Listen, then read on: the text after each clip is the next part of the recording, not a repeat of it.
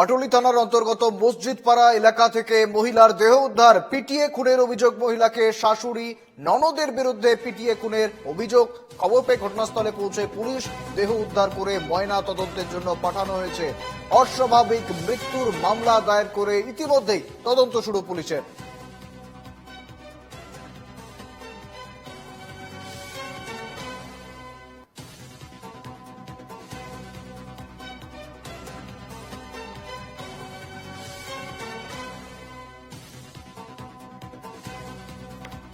একেবারেই আমরা দেখছি শহর কলকাতায় একের পর এক দেহ উদ্ধার, একের পর এক খুনের ঘটনা। তারই মধ্যে পাটুলি থানার অন্তর্গত মসজিদ পাড়া এলাকা থেকে মহিলার দেহ উদ্ধার। পিটিয়ে খুনের অভিযোগ মহিলাকে, এবং অভিযোগের তীর মহিলার শাশুড়ি এবং ননদের বিরুদ্ধে। ইতিমধ্যেই অস্বাভাবিক মৃত্যুর মামলা রুজু করেছে পুলিশ।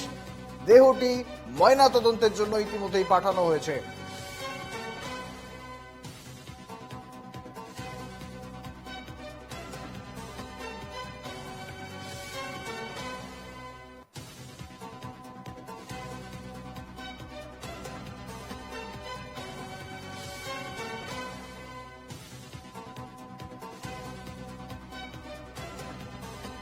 পাটুলি থানার অন্তর্গত মসজিদ পাড়া এলাকা থেকে মহিলার দেহ উদ্ধার।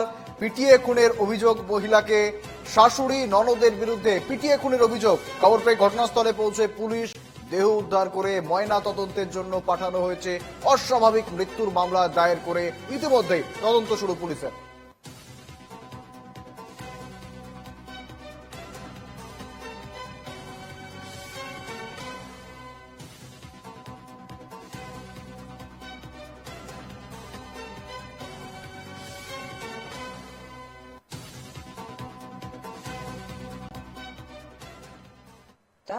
মুসলমান আমরা অনুরোধ বলে গেছেন যে আমার শুক্রবার আমি মাটি দেবেন, আমার পোস্টমর্টম করবেন না।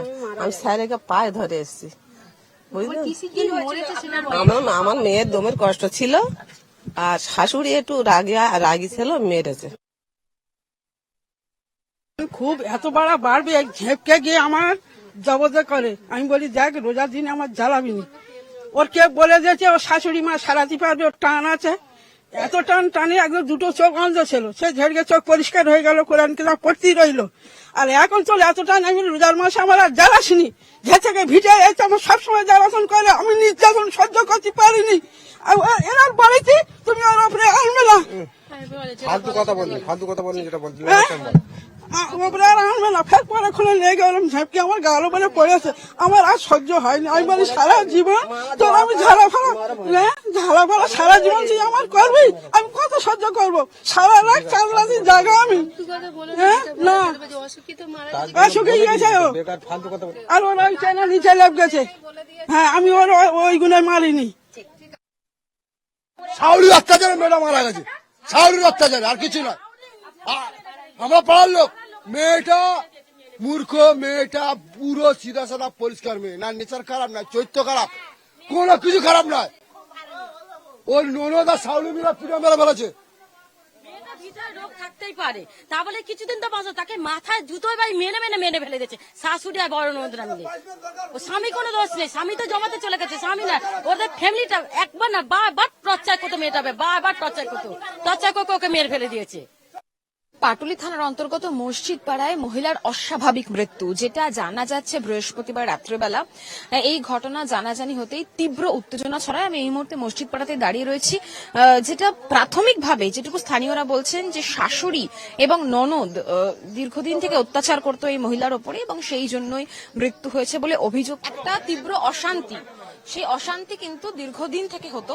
যদিও পরিবারের সাথে আমরা কথা বলেছিলাম, শাশুড়ি বা এই যে মহিলার অস্বাভাবিক মৃত্যু হয়েছে তার মা, তারা এখন বলছেন যে হাঁপানির কষ্ট ছিল, শ্বাসকষ্টজনিত সমস্যা ছিল, তাতেই মৃত্যু হয়েছে।